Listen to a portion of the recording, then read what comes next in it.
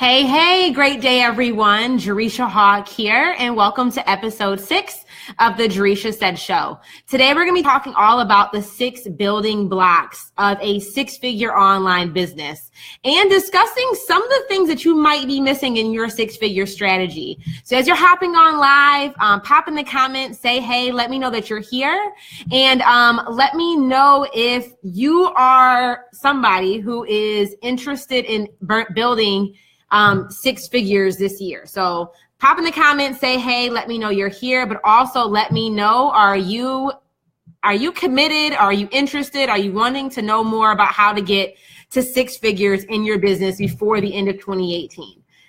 So I am extremely stoked to talk about this topic in particular because I have been able to get to a point in my business where I've been able to generate more, beyond 6 figures in a very short time frame.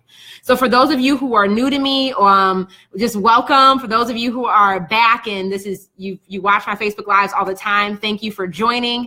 But I am Jereshia Hawk again. I'm an income strategist, and I primarily help content creators and online experts 4x their revenue through positioning and sales strategy.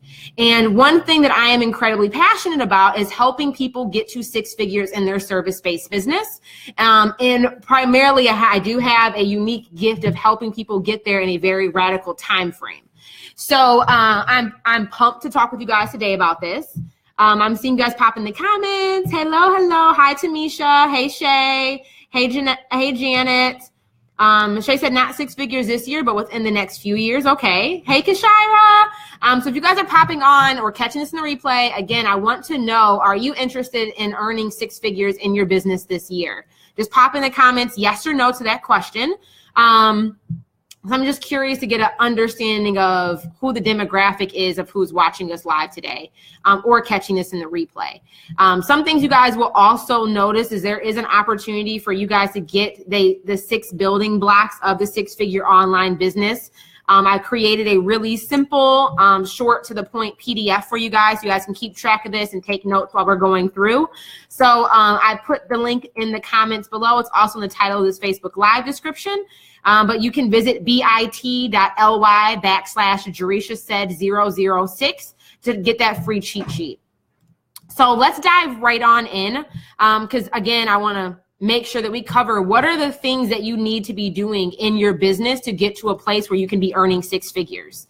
And we talked about this a little last week about mistakes that are stopping solopreneurs from getting to 6 figures. And I've also introduced to you guys what I call the 6-figure framework, which is a high-level understanding of how to go from having an idea to taking it to a place where you are actually generating consistent 6 figures a year in your business. So we did some of that groundwork already over the past few weeks. And today we're really taking a step further and diving in deeper in regards to, now that you understand the framework, and now that you understand the high-level strategy of how to build a 6-figure business, really what are those core pillars? What are those core building blocks that you as a CEO, which you all are or aspiring to be, what are the things that you need to be doing specifically in those 6 core areas for you to get to a space where you're building that 6-figure business? And this is more of the tactical side. And this is something that I've personally used, proven, and tested in my own business. This is something that I teach in extensive detail in my Goal Getter Elite Mastermind. My mastermind is designed for full-time online entrepreneurs, again, content creators, online experts, coaches, consultants, and helping them get to 6 figures and within a 9-month time frame. So this is really the core building blocks that we use as our curriculum throughout that program. And this is really things that we've been able to develop over the last year and things that we're going to continue to work on developing this year in the next cycle of Goal Getter Elite.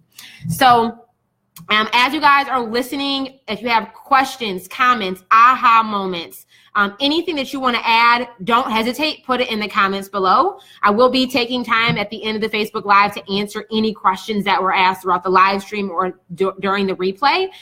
So just don't hesitate. This is a two-way conversation, okay, guys and gals? So let's dive on in. So if you look at the 6-figure framework, like I mentioned, we're going to be taking this a step further and talking about the 6 building blocks to building a 6-figure business online. Hey, Takora. Hi, Katie. Takora said, amazing program. The best decision I made to take my business to the next level was joining Go Getter Elite. Takora, you are like, you warm my heart. Thank you, thank you, thank you. But let's talk about, and these building blocks are not necessarily in any particular order, but I'm going to be running them through. So like, just again, take notes, pop in the comments if you have questions, and let's dive on in, okay? So building block number 1 is all about lead generation. And when you're building an online business, a lot of you guys have probably heard of list building and the importance around list building. But I think in order for you to get to 6 figures, it is more than just about you list building and growing your email list, growing your following list, growing your mini chat list. It's more than just the strategic approach of list building, but it's really more about lead generation. And what I mean by that specifically is it's all about how are you designing and creating content in a way that attracts qualified leads to your business. Okay, and there's a huge distinction between list building for the sake of list building and just getting more people on your email list versus actually attracting qualified leads, meaning that these people have a higher potential to actually purchase and buy from you. And they also are more qualified to actually be ideal clients that you would actually want to work with. So lead generation, again, is not just about getting more people on your list, getting more likes, getting more followers, but getting individuals who, 1, can afford your services, 2, who you actually want to work with, and 3, that doesn't get you in a position where you're accepting money and you absolutely dread like delivering that service or delivering the promise that you set out to do with that client. So I'd say pillar number 1 or building block number 1 is how are you making sure that you are doing lead generation in the sense that you're attracting qualified individuals to your brand, to your business on your list. And it's not just about that list building for the sake of list building, but focusing on quality over quantity. And Takora Davis is one that I can preach and testimony to this, myself included. But like people say that you need to have this ridiculously large email list. You have to have a large following on Facebook. You have to have a large Instagram following in order for you to get to 6 figures. And I just say that's not necessarily true. I was able to get to 6 figures in my online business with having less than 2,000 people on my email list. And I would say when you look at your email list and you compare that to the amount of income you've been able to generate in your business, have you ever taken the time to figure out what is how much is each one of those people on your email list worth? Meaning like based off of how many people you have on your email list and based off of what your income is, what is that difference? What is that price point like ratio between the two? And at the point where I had hit 6 figures in my business, I had just over about 1,000 people on my list, but one person on my email list was worth about $90. And if anybody reads like Russell Brunson or has read any of his books, one of the quotes that he has in his book is that typically on your email list, 1 email subscriber is worth about $1. Meaning if you want to make $10,000 a month, you need to have about 10,000 people on your email list.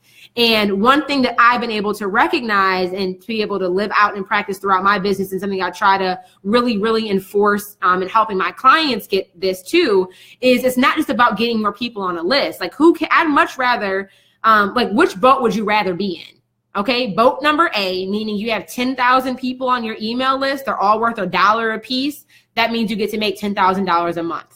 Or would you like to be in boat B, where you have 100 people on your email list, but each one of those people is worth $100, and now you're still able to make $10,000 a month? Like, which one of those boats would you rather be in, boat A or boat B? And I think in this online world, so many of us get focused on list building and we need more people, we need more likes, we need more followers, we need more subscribers, without doing the due diligence of approaching it from a very strategic manner. And like, who cares about how big the list is? How qualified are they? How are they good leads or bad leads? Are they just subscribers, or like they actually potentially buyers on your list? And I think that's much more important. Like Angela said, she'd much rather be in boat B. Like I'd much rather get 100 people to say yes to me at $100 than get 10,000 people to say yes to me at $1.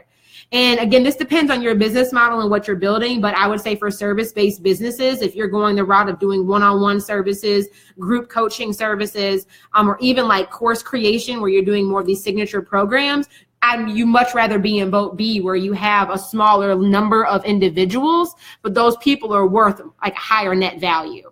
So building block number one of that 6-figure framework here is lead generation. And that's, I specifically wanted to make sure that I didn't say list building, because it's not just about growing your list. It's about attracting qualified leads who have the potential to convert into something better, and convert into the next step beyond just lurking on your list. Okay. Is that making sense for everybody there? Building block number 2 is, some people talk about marketing. And the thing that I like to focus on, and what this next cycle of Goal Getter Elite is going to be specifically focused on, is conversion marketing.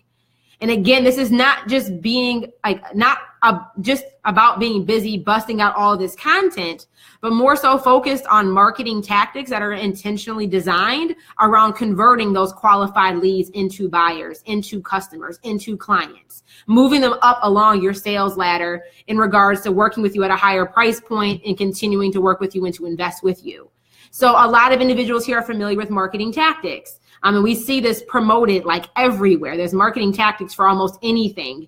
You see Facebook ads, you see boosted ads, you see Pinterest ads, you see, like whatever it is you want to be talking about when it comes to marketing. And I think a lot of us think that we need to put out these blog posts. We need to be doing email newsletters. We need to be doing Facebook Lives. We need to be doing all of the things without taking a moment to strategically design, like, why are we doing these things? And are these marketing tactics that I'm currently implementing in my business, are they strategically designed to convert the people who it is attracting and who are engaging with the content? And again, this is really why like these building blocks are coupled together. And this is what I recognized after doing Goal Getter Elite Cycle 1 and seeing what their pain points were. Like Takora, one thing me and my team did this past week is we went through the entire Facebook group and looked at every single question you guys had ever asked over the last 6 months. We went through and looked at every comment that you guys wrote, and we put together like a summary of what the common themes were. And I coupled this with my own learnings over the past year. And this is how these 6 building blocks came to be. So like, it's really not just about marketing tactics and advanced marketing tactics, but it's about conversion marketing. And that is something that we're going to be specifically focused on really drilling into and making sure that we're all intentionally doing this year. But this is really what anybody needs to be doing when it comes to building a 6-figure business. It's exactly, Angela. It's all about being very intentional with your content and your marketing. And I'm interested to know, like, even out of these 2, for you guys that are watching and listening, regardless of where you're at in your business, have you thought about it from this standpoint? So instead of list building, have you thought about and focused on lead generation? Instead of just marketing in the big bucket that exists in the world of marketing, have you really focused in on conversion marketing? And just let me know. And it's okay if you haven't. Like, again, this is something that I've learned over the past 1.5 years. And something that I really want to be intentional on supporting people in mastering over the next year. So building block number 3 is all about package positioning. And I think this is one that a lot of individuals struggle with, because when we are selling a service, whether that's in a one-on-one capacity, a group capacity, a coaching program, a mastermind, whatever the case may be in regards to whatever service it is that you sell, a done for you, a done with you type of service, a lot of us struggle with being able to identify, what should my services even be? What should I even be selling in regards to my services? And once you nail down what your services should be, then it's like taking it a step further. How are you positioning your services in the marketplace to distinguish and differentiate yourself from others who are also in your industry? And this is really about, how are you perfecting the language around your signature service or your premium package? And how are you really positioning in a way where you're, again, like getting people to get to that yes faster, quicker, smoother, versus just saying like, I'm out here and I help people build their brand. Like, what the hell does that mean? And then what are the packages what are the different levels of services that you provide, but how are you also strategically positioning them to not only from a price perspective, like you need to have an anchor price point, like have a range of pricing in your services. Because as humans, we're irrational buyers. So if we see packages where there's something that is $100 for entry level, $200 for a mid level, and $300 for a high level, we will associate a perceived value with the overall business model in itself. And we will associate a perceived value around those individual services to the point where you could almost like lose out on a client because there's not your packages are not positioned in a way to like psychologically shape the perspective of the potential buyer. Let me know if this is making sense. We're definitely talking about like a lot more advanced sales type of techniques right now. But let me know if this is making sense for you, ladies and gentlemen, okay? But package positioning is something that you have got to be able to positioning almost matters more than what it is that you're even selling. Because if your service that you're providing is not positioned in the market in a way that distinguishes it from others, like other competitors, you're going to just fall into the midst of the sea of everybody who's doing what you're doing. And you're going to be somebody who people will look over, or like you just don't stand out in the industry.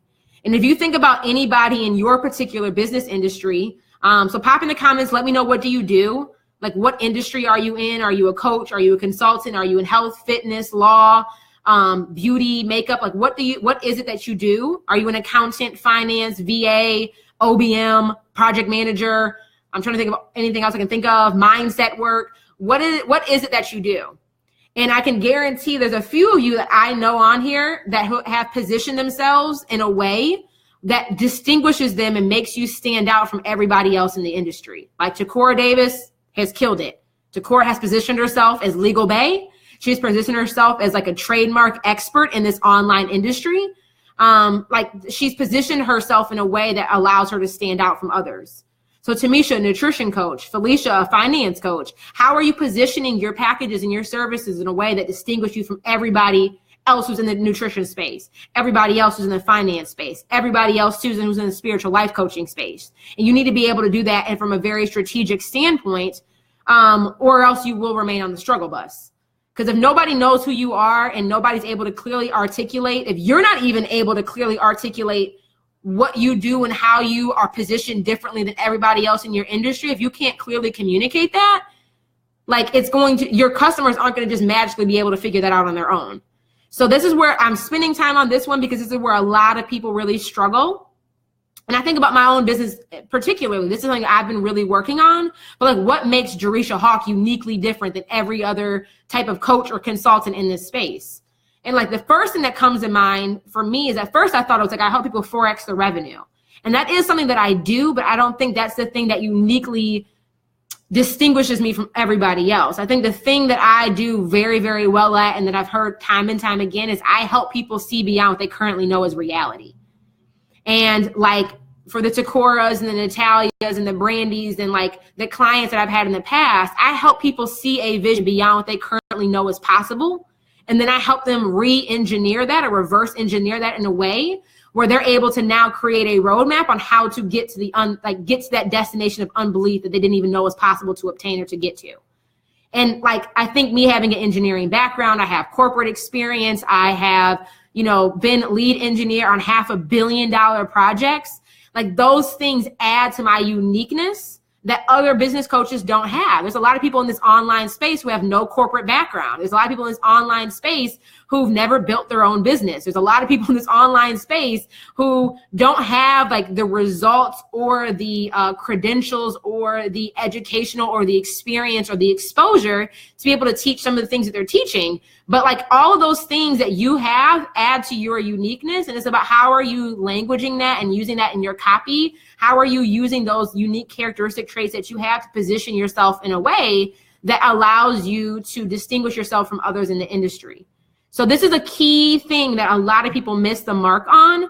And this is a large reason as like why so many people here are like, you can get all the other things right, but if you don't have positioning down, like the other stuff doesn't even really matter. Because people will say, I need PR, I need to go hire a PR individual so I can get more visibility.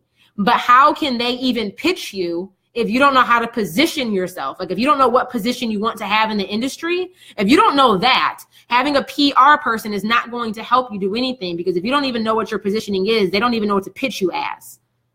So that's like step one. How are you positioned in the industry? or people saying they want to use Facebook ads or like go pay for these more advanced marketing tactics, none of that stuff will work if you do not understand your positioning. And if you're not able to clearly communicate in a way that resonates with your ideal audience, it doesn't matter how much volume you add to attracting people your way. You might get more people seeing your stuff, but who cares if they're not actually converting, right? Who cares if you're attracting dozens of people your way, but like they're the wrong people? So because you didn't have your positioning down, you didn't have like your niche identified, you didn't have a clear understanding of what your unique like value proposition was in the industry. None of that other stuff is going to matter.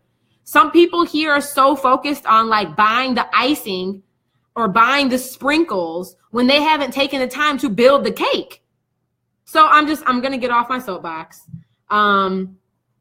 But you guys understand what I'm saying in regards to package positioning and why this is so important for you, regardless of where you're at in your business, but specifically like why this is so important for you to get to 6 figures. Like, just let me know if this is resonating or if you guys have any comments, questions, concerns. Okay. So Venus said, my position is power parent. Nobody knows what power parent means. So that's not a position. That might be a title. That might be like a tagline, but power parent, what does that even mean? So like your positioning isn't just about like what title you associate yourself with, but your positioning needs to be communicated in a way that like regardless of who consumes your content, they know what it is. They know what it means. Like and it speaks to the vision of what it is that you do. It speaks to the transformation that you provide. A power parent does not like, I don't know what that means. So I wouldn't say that that's actually your position in the industry. Like, again, using Takora as the example, like Takora is a trademark attorney. She has a legal background. She is a lawyer by trade, an attorney or whatever. Her, like how she's positioned herself. And I think we need to even hone it. She's still honing in on this, but like she's known for trademarking. It's like specifically for like online creatives. Like that is a very like this like clear distinction of how she's positioned herself in the market. She could go a step further and saying like, you know, we provide the like FedEx, for example, is if you want your package delivered overnight, like you think of FedEx. If like Takora could position herself as the trademark attorney that like we make sure that no trademarks get rejected. And that could be her position in the market where like, you know, if you go to Takora, trademarks won't get rejected like your trademark won't get rejected.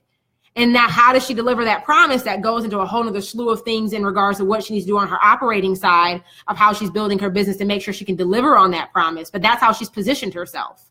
You know, I position myself really around the fact that I help you 4X your revenue, period. That you immediately, I don't care if you're a 3rd grader, if you are a 60-year-old woman, if I tell you I will help you 4X your revenue, like that's a facet of how I'm uniquely distinguishing myself from other business coaches.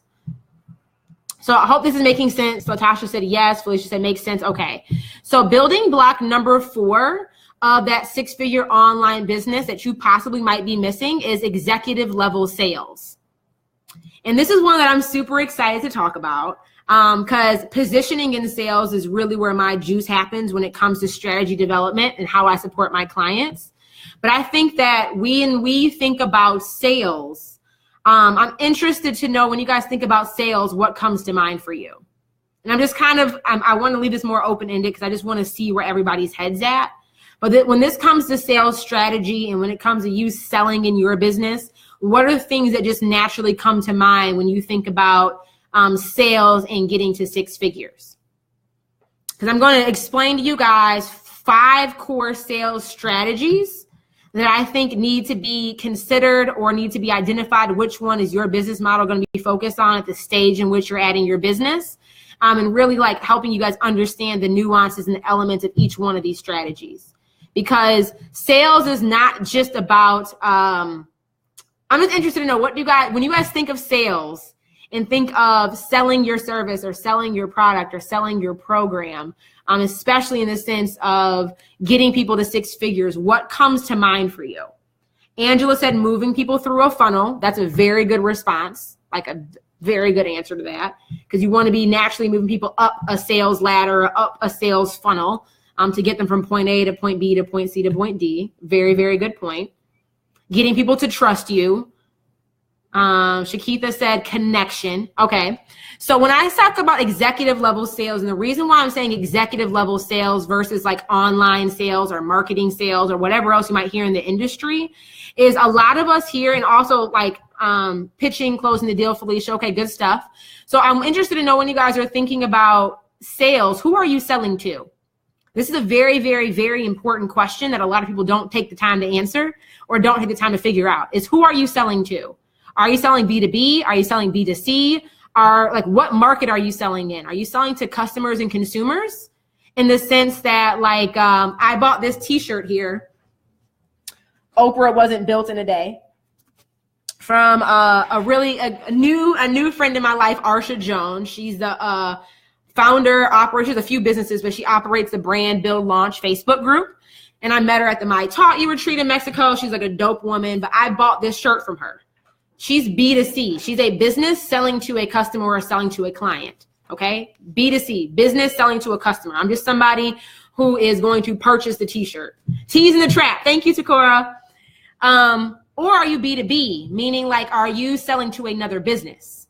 And I'm B2B all day long because the people, my clients, are also business owners or aspiring business owners. So I'm talking to other CEOs. I'm talking to other executives. That's who I'm targeting. So every one of you, a large reason why you guys follow me is because you either want to start a business, you have a business, or you want to grow your business. I'm selling B2B. There are completely different strategies that the strategies still apply, but there is a different approach to how you implement these strategies based off of who you are selling to. And so I see a lot of B2B. Okay, I see some B2C, but basically, are you selling to another business entity? So maybe you're a graphic designer, but you're selling your graphic design services to a business. Maybe you're making social media content, or maybe you're designing their website. That is a business. Maybe you are in the makeup industry, Portia, but maybe you're teaching other makeup artists how to start their own makeup business. That's B2B. Versus if you're just selling a lip gloss to a consumer who just wants to wear the lip gloss, that's B2C. So it's very important to understand who you're selling to, because these strategies will still apply, but you need to approach them and implement them in a different manner. So I focus on B2B, people who are selling to other businesses. If you're a finance coach or a consultant, maybe you provide bookkeeping or accounting services for small businesses. Maybe you do tax returns for businesses. Maybe you help other businesses manage their finances. Is this under, everybody got me on this? Okay. So when I say executive level sales, and the reason why I use the word executive is because if you're in a B2B industry, you're selling to other CEOs. Everybody here who owns their business, you're a founder, you're a creator, you're a CEO, you're the head honcho, you're the top dog, you're the HNIC of whatever it is you're over there building. You're an executive, and I'm selling to another executive. So, and I'm going to break down again the 5 core sales strategies that I'm going to be focusing on, and that I believe need to be in place, where you need to be implementing, I would say 1 to 2 of these strategies on a consistent basis to get you to 6 figures. And I'm giving you guys a lot of background on this because I want to make sure this makes sense when I deliver it, is that at different stages in your business, you may be focusing on different strategies on implementing. But I'd say, like, if you can nail down all 5 of these strategies and get them in, I would think that will skyrocket you to 7 figures. But even if you just get 1 to 2 of these strategies that I'm about to teach down solid, you could easily get to 6. Like, I focused on 1 of these strategies and it got me to 6 figures. Just 1 of these 5 strategies I'm about to share with you guys, okay? So the 5 core sales strategies when it comes to executive level sales. Y'all ready? Pop in the comment a yes, or give me like a pin, the little pencil emoji. Like, let me know if you guys are ready for me to roll these off. Because this is, and while you guys are popping in the comments for that, for anybody who has not grabbed it yet, make sure to download today's Building Blocks to 6 Figure cheat sheet. And you guys can download that as well. Okay, so y'all are ready. Yes. Okay. So this is my jam. I'm like so excited. So the 5 core sales strategies. Number 1 is new target markets. So I think this is when you are stepping into a new target market. Like, that is a sales strategy. There needs to be a strategy around you repositioning yourself into a new market. So what do I mean by this? what I mean by this is like, for me particularly, I focus on helping like service-based, so I could be selling my services just to coaches, right? And once I've nailed down the market and like nailed down that target market, if I want to help coaches specifically develop a service-based business that gets into 6 figures, I could then introduce my services into a new market and say, I want to help like Instagram influencers build a service-based business. The same service, but now I'm just entering into a new target market. You guys get what I'm saying? Like, so I could have a target market of coaches. I could have a target market of consultants. I could have a target market of online influencers, in the sense that they're bloggers, they're YouTubers, but they are currently right now making money through affiliates and sponsorships. And I could teach them how to turn what they know how to do into a service and teach other people how to be influencers or whatever nuance it is. So it's the same service, but you're targeting a different market. And that is an intentional sales strategy. So like another practical example I can give you guys is like Doritos, like the chips, Frito-Lay. And this is a really cool story, but like Frito-Lay or whatever, like they used to have, before like Flaming Hot Cheetos existed, people would buy the Frito-Lay products. And in the urban communities, like either in the Black culture, but this is specifically Hispanic culture, Hispanic people didn't just like the plain chips. So they would put hot sauce and seasoning inside of their chip bag, and they would crunch up the chips and like shake it up to add seasoning and add flavor to the chips. And at like the chip company or whatever, they had this thing in place where they would allow anybody who worked at the company to vote, to speak up and voice an idea. So the janitor, he was Mexican, had the idea of, why don't we make flavored chips rather than like, because people now, they have to break the bag up, put the hot sauce in, add this extra seasoning, shake the bag up to be able to eat the chips the way that they like it. So that his suggestion, saying like, this is what we do in my culture, why don't y'all just make the flavored chips so they ain't got to do all that? That's how Flaming Hot Cheetos came to existence. So it's the same chip, like it's the same business, but then they created a product or a service, or you could be in a situation where it's the same service, but you're now entering into a new market. But it's the same, like, you guys get what I'm saying? So that's one sales strategy. It's just you identifying new target markets that you could be delivering your services to and for. Okay? Sales strategy number 2 is actually offering new products or services. So I'd say the Frito-Lay example that I gave is kind of one sales strategy 1 and 2. They entered into a new market, meaning they tapped in to a like market from a cultural diversity perspective, and then they created a new product. Oh, girl, Takora, that janitor actually turned into like the VP of marketing at Frito-Lay. So he ended up getting these promotions. He ended up rising through like the corporate ladder. Like he ended up becoming vice president. So I'm not sure what his intellectual property rights were on back of that, like what that whole situation was, but he did, like, he no longer was a janitor. But Frito-Lay did too. They entered into a new market, meaning like from a cultural diversity perspective, and they created a new product, meaning they created like Flamin' Hot Cheetos. So the same thing can be true for your businesses. So second core sales strategy is, how are you creating maybe a new service? So like, you know, I keep using Takora as an example because I just know her business really, really well. But like Takora offers trademarking services. Like, so you could come to her and she could trademark your brand idea or trademark your business name or trademark your content or protect your intellectual property, whatever. But then Takora could create a new service where like, and she knows she's coming out with this, is like a template contract shop. Meaning now that's a new service that she's going to be providing under the umbrella of what she does. So that's a way for her to increase her sales from that strategic standpoint, is creating a new service, a new offer. Sales strategy number 3 is increasing your upsells and cross sells.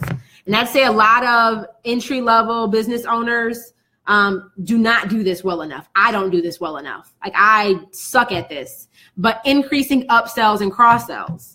And what I mean by this is, and I think, Angela, to your point earlier, how are you moving people throughout the funnel?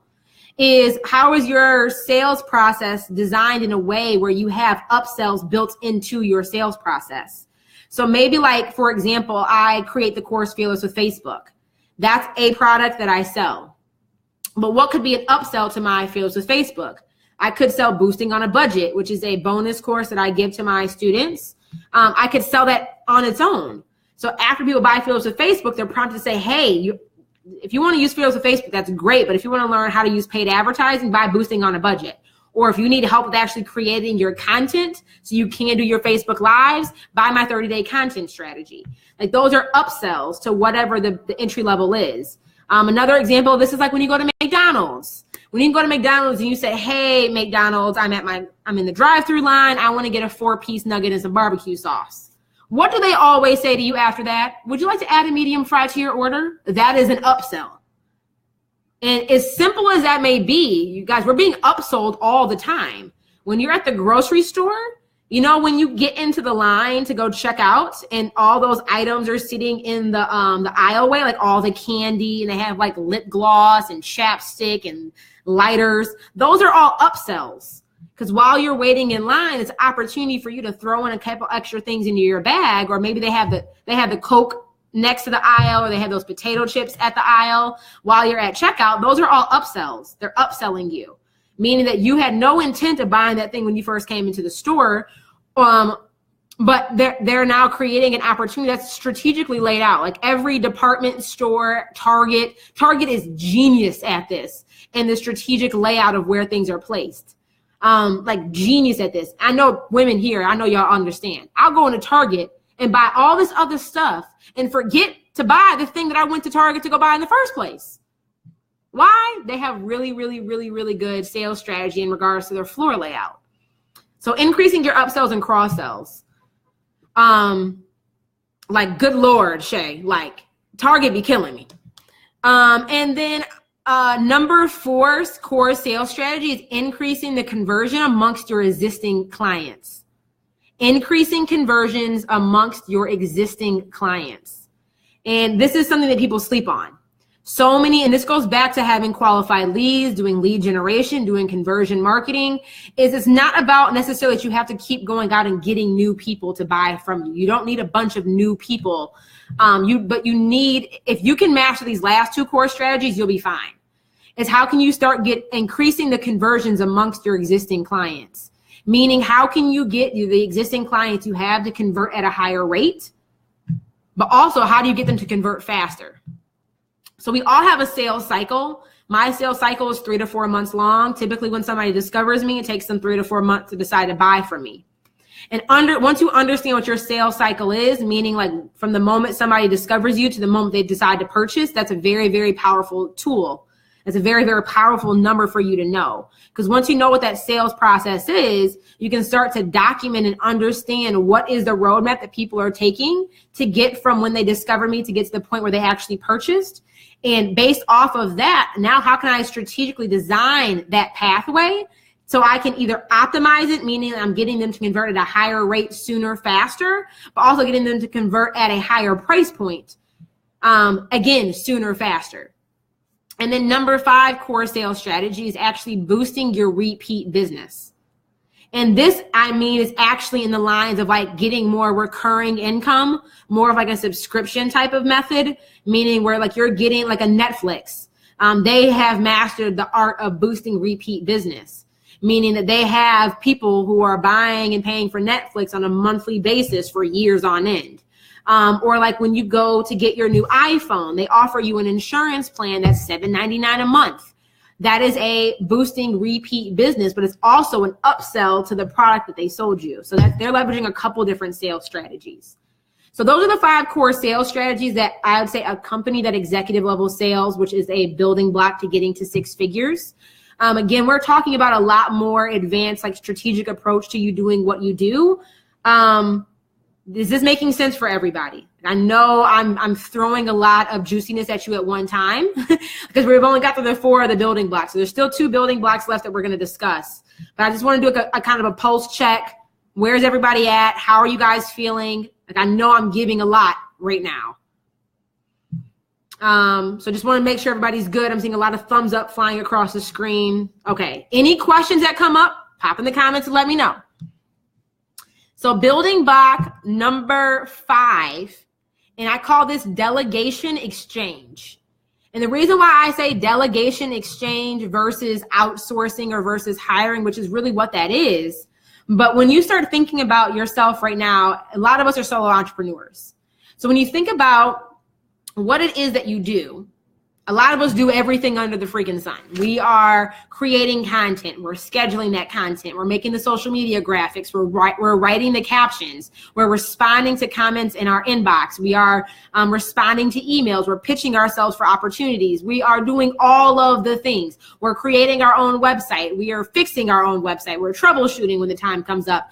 We're setting up Zoom and Acuity scheduling and ConvertKit. We're doing all of the things. It's all about how do you start exchanging those tasks that you currently do right now to somebody else. And when I say exchange those tasks, I just want you guys to think about it from a new perspective. Because I think when people say outsourcing or hiring, sometimes we have these limiting beliefs that come associated with that.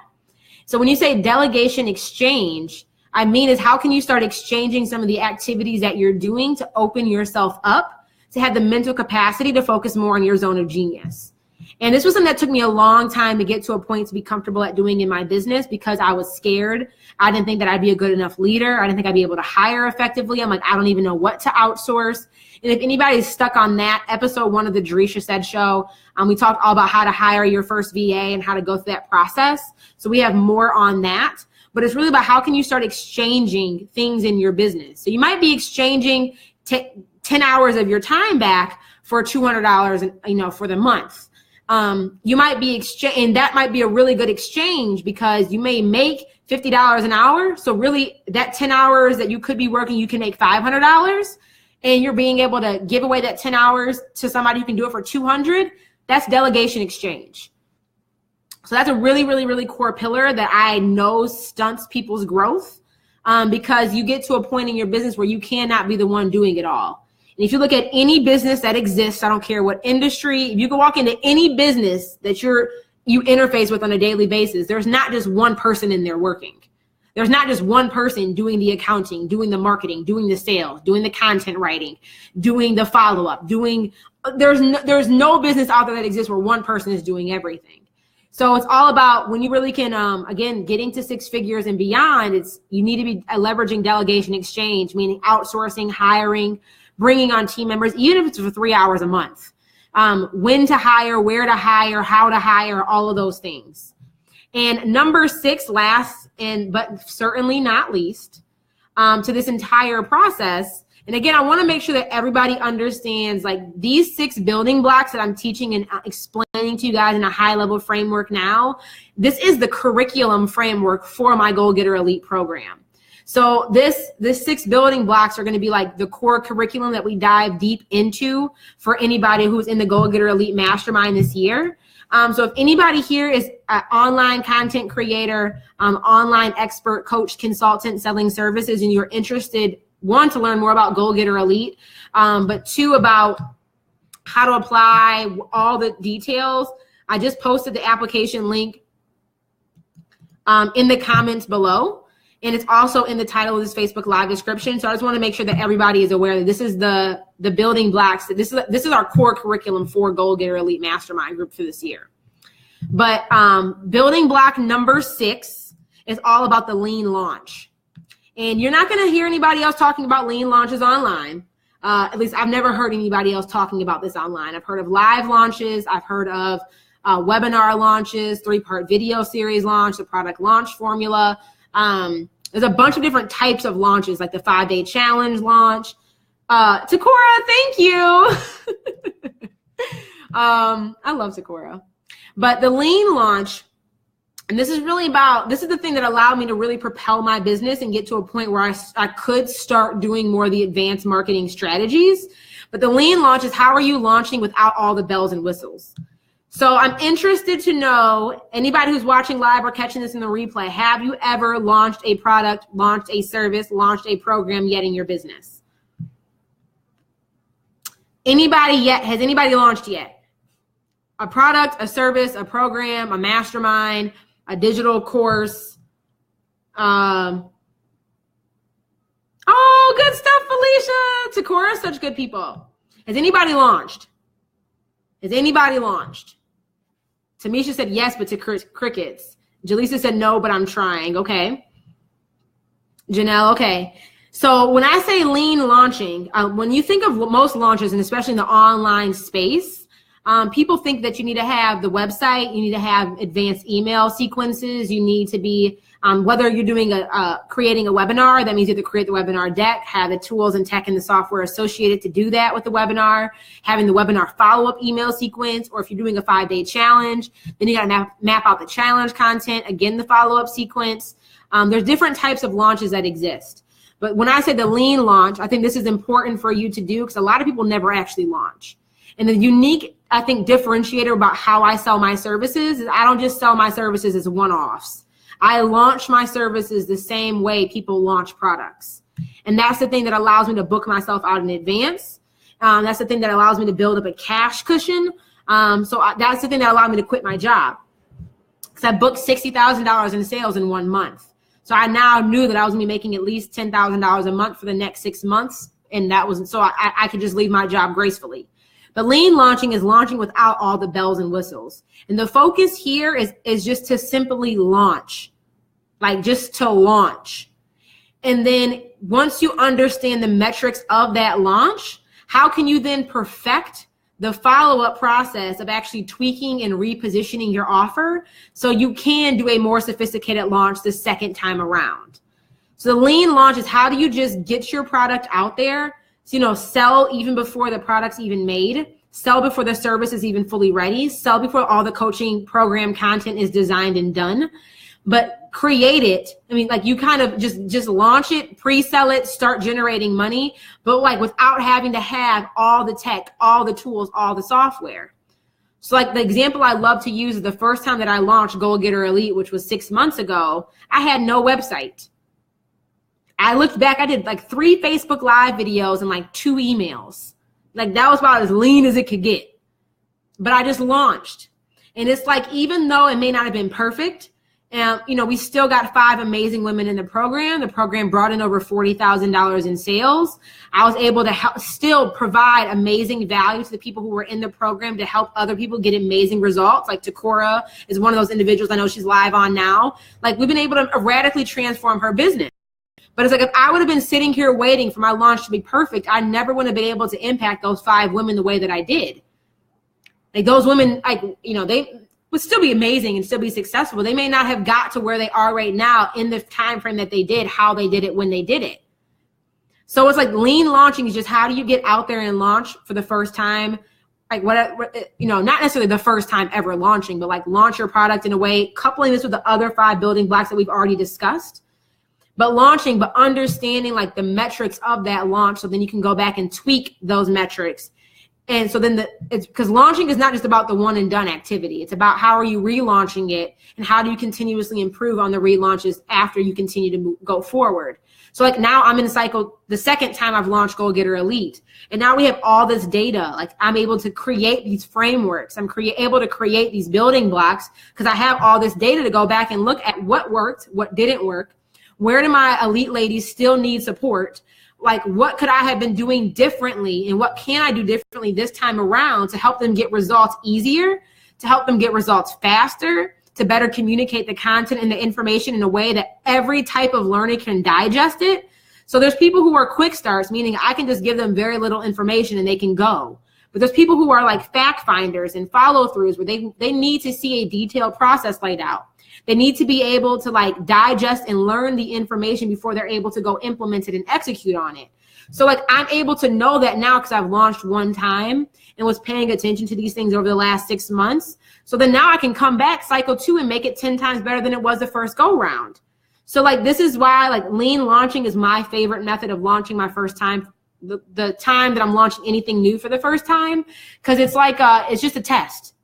It takes the pressure off of what the financial results are at the end, but it focuses on what are the metric results and how do we start identifying what are the key indicators of success for you during this launch, but not just for you, but for your clients. How are you getting them results and what is the process that you're following to help get them results? And then how do you perfect that the second time around so it's even bigger and better the next go round? So Takora said, you 4X my income. It would have taken me a long time to do that alone. Takora, like I'm so excited for you. And it's like, I tell you this all the time, like I'm blessed to be able to have had you as a client. So those are the 6 building blocks to getting to 6 figures online. I hope this was helpful for everybody here. If you think this was helpful for anybody else in your network, please feel free to share this video. Again, a couple things that we have available for you is one is you can download the 6 building block cheat sheet, which just reiterates what the 6 building blocks were that we talked about. I did create a blank page on the last sheet there, so you can kind of maybe rewatch this video if you need to go back and take some more diligent notes. But if you're at a place in your business where you actually need help implementing these things, learning how to do these things from a strategic standpoint, understanding how do you need to apply this to your unique business model and your unique situation.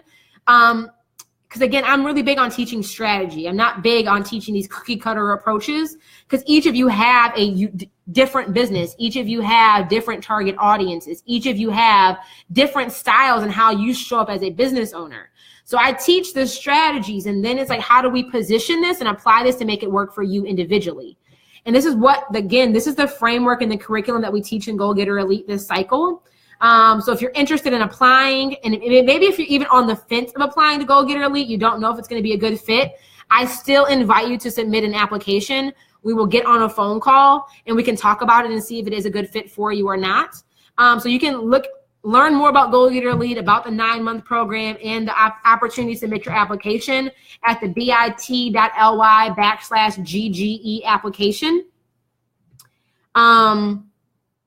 Kelly said that's been helpful because I didn't think my launch is flat because I thought I didn't do enough. So you might be doing things, Kelly, but not be doing the right things. Or if you're not paying attention to the metrics, you may be thinking that you need to do more, but like it's understanding what are the metrics that happen in your launch and how can we start improving those metrics? Because then if you can improve just either 1 or 2 of those metrics, maybe the conversion rate to get people on the webinar or the conversion rate to get people to stay longer on the webinar, you can start to identify where the problem areas are. So then you know where you need to go back and tweak, which will then allow you to like make sure that you're not just focusing on doing a bunch of more things to improve your launch, but focus on the things that will actually like move the needle and increase the metrics, which will ultimately increase the conversions. So hope that made sense. So Felicia, I do make some exceptions. It is designed for full-time entrepreneurs. But like there's a lady who just recently joined Goal Getter Elite Cycle 2 last week. She's not full-time yet, but she's planning on quitting her job and going full-time. So that situation, I make exceptions in regards to that. So it is a case-by-case basis. I'd say it's particularly designed for full-time entrepreneurs. But if you're in a unique situation where you're on your way out or you will be quitting this year, and you have the income goal, like if you've earned enough income in your business we can talk about it and see if it's a good fit. So I'd say if you're on the fence about applying, I would still apply. So we can at least get on a phone call and talk, because I want to make sure that we vet this opportunity to see if it's a good fit for you. And I will be blunt, honest, and to the point if it's not a good fit for you. Either recommend another one of my programs that I have to offer that might be able to support you, or refer you to somebody else who might be a better fit. So I hope this was helpful, everybody. Again, Goal Getter Elite applications are going to be open for another week and a half or so. We are accepting applications on a rolling basis, meaning first come, first serve. But basically how you go through and do it is you visit the landing page that we have in the link here, fill out an application. After you fill out your application, you'll schedule a call with me over the next 2 weeks, and we'll hop on a call to discuss whether or not moving forward is the best fit for you or not. So if you have any questions, leave it in the comments. If this was helpful for you or insightful, and you think it'd be good for your audience, please feel free to share the video. And those who are catching this in replay, if you guys have any more questions, pop it in the comments and I will chat with you all soon.